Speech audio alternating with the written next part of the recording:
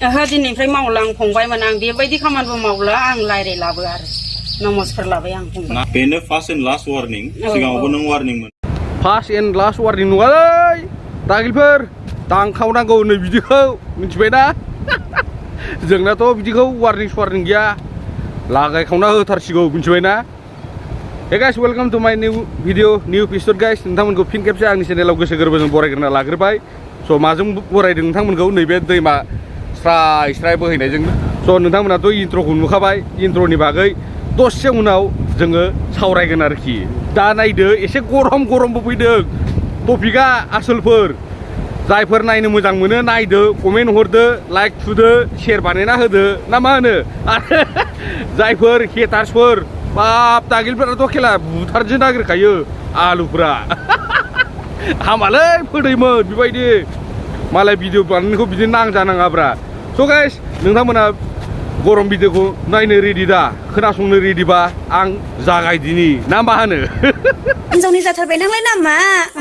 गावनि आलु गेसावखौसो दिन्थिबाय माने ओरै जादोंलै आसोलफोर मिथिबायना हिनजावनि प्रफाइल लानानै बाजैखौ माने आलु गेसाव देखायदों आरोना ओरैबायदि फाग्ला फाग्ला मानसि जाबायलै जोंनावबो मिथिबायना हाब आलु देखायनायलाय मा मोनखो नोंलाय बाजैनिलाय फाग्लालाय आलु देखायलाय माबा देखायलाय फान्थाव देखायलाय बिदि देखायहरनो आरोना बाजैया असान्ति मोनदों जाहैबाय बिराद गलागा गरमालाय बिदि अयथासार गरम जायो नालाय थ' आरो खोनासंलांदो ससेखौ एबार नोंनि बे जोलै होग्राखौ दिख्रुबजोबगोन आं मिथिबाय गैला बाबु एबार नोङो जोलै होग्राया देख्रुब जासिगोन मिथिबाय सेस फ्रुसनो दावदै बायदि बेफोरबायदि फ्रुस होनलायनाय गेब्रुसिगोन नोङो एबार लोगो मोनबा बाजैजों गम दं सेस नोङो बरबाद मानि नोंलाय मा गांहाबनानै थानाय लोबै हाबनानै थानाय बायदि नोंलाय हाबाब हाबाब हाबाब आयैलै सयथि हाबाब हाबाब होनगुलायथारबाय मा देखायहरखो बेबा नायथावा जाथावा बुस्थुफोरखौ देखायहरबायदां बेसेरा संख्रि हाबलायलायगोनलै थोद बानायग्रा फाग्ला साइसाला बेबायदिखौ देखायलाबायहरो मालाय हिनजावफोरनोखि हौवा दंलै बिथाङा हौवाया एसे बोरैबा सानगोन ना बानायनाङाब्रा एबारनिफ्राय आसोल देखाय मालाय गावनि बुस्थुफोरखौ बिदि देखायलाबायो अमैल' सिस्टेम फाग्ला साइज हाबाब हाबाब होनगुलायथारबाय बिसोरा बाजैया गिलायलायबाय दा गावना हासबेन्डआबो माबायदि आरो नोंनाबो माबायदि गिदिरसिन दां हामालै बाबु बिदि दाबानाय मिथिबायना संखिनायनि भिडिअखौ दसे खोनासंलांदो बाजैया मा होनखो बिथांनि सायाव बुरबगा मा मोनखो आङो बेबायदि दिन्थिहरनानै मा मोनदेरनाय जाखो नोङो आंनि फिसाफ्रा उन्दुगासिनो दङ आंलाय सानदों मा मोजां साननानै बोलाबमा नायबाय बाब लेथ्रा फाथ्रा बिदि जायो मानसिनि गियाना आयौ मोसौनि गियानसो हाब जा मानसिबा लोगो मोनखासै माथो आंलाय आयौ एबारबो देखायनांलालै बाबु आयौ होनलायथारबाय संख्रि हाबबाय बाजैया सयथि बिदि दा बानायसै एबारनिफ्राय दाना फैदो मेन टपिकआव अर्गे बसुमतारिया जाय बै फार्स्टनि इन्ट्र'आ जिहेतु नैबे अर्गे बसुमतारिया माने गुबुन राजस्थान होननाय जायगायाव माने हाबा जाहैनानै जोंनि बर' सिख्लाफोरखौ मोजां आरो गामिनि सिख्लाफोरखौ माने लांनानै होदों बेफार सिस्टेम ओमफ्राय आरो माने हाबा होयो जाहैदों माने गावहा गुबुन हारिजों जाबाय जुलिखौ आरो माने गुबुनखौबो माने फासायनो नागिरदों दासो असायदों खोमा नैबे अर्गे बसुमतारिया सारा लम्पटआ दाख्लै SSC ओमफ्राय आरो एबसुजों हमजानानै एसे मिटिं बानायदबजाबाय आरोखि थ' ओरैबायदि माने गावथ' फासिबाय ओमफ्राय गुबुनखौ माने फासायनो नागिरदों आरोखि थ' मालाबाबो नोंथ' फासिबाय आरो मालायनि मोजां इयुन फिउचार जोलै जेनेबा संसार जालांगोनखौ नोंबो नस्थ' दाखालाम जोंना बर' सेंग्रा बर' हौवा आंखाल जायाखै जोबाखै मोनथिबाय आरो अर्गे बसुमतारि आरो नेक्स्ट बाराव नोङो बेबायदि बानायबावबा खिन्थु नो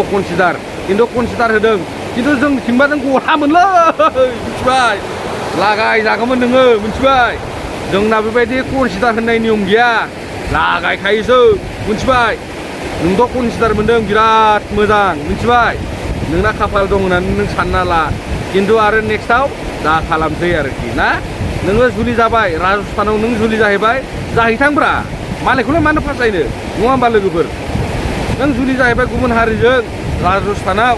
आरो नों फैनानै नैबेयाव बेफार बानिज्यनि थाखाय नोङो बेयाव सिख्ला लांनो फैदों हा असभ्य है साला नोगोद दोखो रायखाबाय आं खिन्थु आरो बिदि नेक्स्टआव दा खालामसै दै खिन्थु मोजां जानाय नङा काहिनिया मिथिबायना हाब नोङो संसार जाबाय नोङो जादोब्रा होजोंनो जादो नों हौवाजों हाबा जाखाबाय होजों मा नुनानैथो मा मोजां मोननासो नों गुबुन हारिजों गोसोथोनाय मोनो ओइ लंपट साला दासो फस्थायदों नोङो बर' हौवा जोबदोंमोन नोंनि थाखाय बर' सेंग्रा जोबदोंमोन आलु फान्थावा गिदिर ना मा फान्थावनि थाखाय नों हाबा जादोंमोन बेलेगजों साला बुरबक दा फस्थायदों मालाय सिख्लाखौ बिदि नोजोर दाहो आरो नेक्स्टआव जों गामिनि जों बर'जोंनो हाबा जानांगौ आरो बेलेगजों गुबुनजों जों थांनायखौ जोङो अयथासार जोबोद नुबोदों माने मा नायनो बा बांगालजों थांलाय गाबोननो बै माबानि थाखायसो लांखायो नालाय इन्टारेस्ट इन्जयआ जोब्बाथाय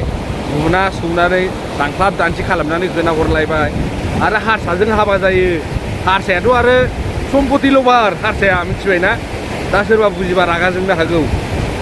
रागा जोंनानै लाब गैया आं डाइरेक्ट रियेलखौ होनदों हारसायाथ' डाइरेक्ट सम्पति लभारखा सम्पति बिमा बिहाव बिखुनजोनिफ्राय सम्पति मोनलाङाबाथाय हिनजावा नोंना फिसाजोआ दिगदार दंसै आरोखि लागायखायो अर्थ गैया मिथिबायना अर्थ गैखाया आरो लागायखायो थ' अर्गे बसुमतारिया मा खमा बिदों नोंथांमोना थारैनो थांनानै नायनो हागोन क्लिप्सखौ ससेब्लाबो दिननिफ्राय मावला आं फंबायमोन आं बेबायदि खामानिबो मावला आं रायलायलाबो आरो नमस्कार लाबाय आं फंबाय नाम खोन्था मा नाम नोंना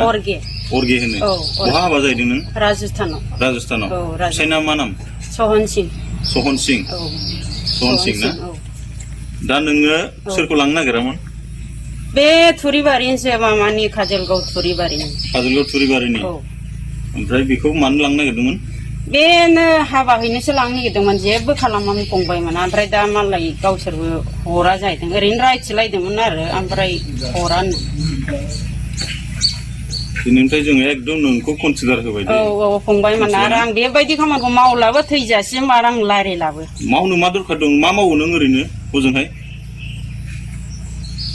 मा मावनानै जायो होनदां हजोंहाय जेबो मावा माने बे माबा थाइलानि खामानि मावो नालाय बे फिथाइ थाइला बे मार्बलनि न' टाइल्सनि बेनि खामानि मावो बाखि मा ओमफ्राय ओरै बे थोआबा मा मानसि रोगायो नामा नोङो आं रोगाया जेबो मावाखै आरो केसाथ' जाया नङा जाबायना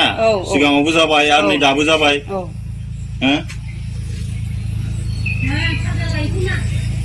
दा मा खालामनांगौ नोंखौ आं बे खामानिखौ मावलाबो आं सारेन्डार होबाय फंबायमोन आरो आं रायलायलाबो जेबो मावलाबो बेबायदि भाषाखौ आं दिनैनिफ्राय मावला नमस्कार फंबायमोन रायलायलाबो आं जेबो जों बुंदों नों हाबा जाहैबाय जोंहाबो बुंनांगौ जेबो गैया खिन्थु नोङो दाबसेयाव थानानै बेबायदि जोंनि बर' आइजोफोर बर' हिनजावसा गथ'फोरखौ बेबायदि दालालि खालामोबा बेनो फार्स्ट एन्ड लास्ट वार्निं सिगाङावबो नों वार्निं मोनबाय खनसे बेनि थाखाय कनसिडारेसन दा एबारावथ' नोङो लांबायानोमोन बे थाङोबा बुजाया जाय बे गथ'आ बुजिनायखायसो नों दा बेखौ लाङाखिसै बे खामानिखौ आं मावलाबो आरो रायलायलाबो जेबो खालामला नमस्कार जाबाय आरो नोंसोर खोनाबायोबा नोंसोरो फैनो हागोन आरो भाई फैनो नङा नोंखौ जों बेबायदि दोननाय नङा मिथिबाय दा एकदम नों बेखौ गोसोआव ला नोङो सिगाङाव बुजानाय सिगाङाव नों बेबायदि कनसिडार मोननायखाय नों बेखौ दा बावगारबाय जानो हागौ मिथिबाय ना खिन्थु जों ओरैनो हंगारनाय नङा बेखौ गोसोआव लाबाय फंबाय दिनैनिफ्राय बेबायदि दा गोसोखांसै माबा फैबाबो गोसोखाङो माने बेबायदि एगेन खोनाबावोबाथ' न'निया जिम्मा लानांगोन बे न'खरनि मानसि नोंनि बिदा फंबाया साबेसे दं बेखौ सोफैबानो खिन्थु दाया जागोन बुंखाबाय जुदि बेबायदि खालामला फंबायमोन आं नमस्कार लाबाय रायलायलाबो खालामलाबो आरो स' गाइस दिनैनि भिडिअखौ नैबेसिमावनो दोनथ'नाय जासिगोन आदै मादै फोदैमोन सोरबा हेटार्सफोराथ' फाग्लाफ्रा नोगोद जोंखाबायदां ओइ फाग्लाफोर रागा जोंनालै शान्त हो हायोबा शेयार खालामना हो लाइक कमेन्ट खालाम दे बाबुमोन बाय बाय एगेन नेक्स्ट भिडिअ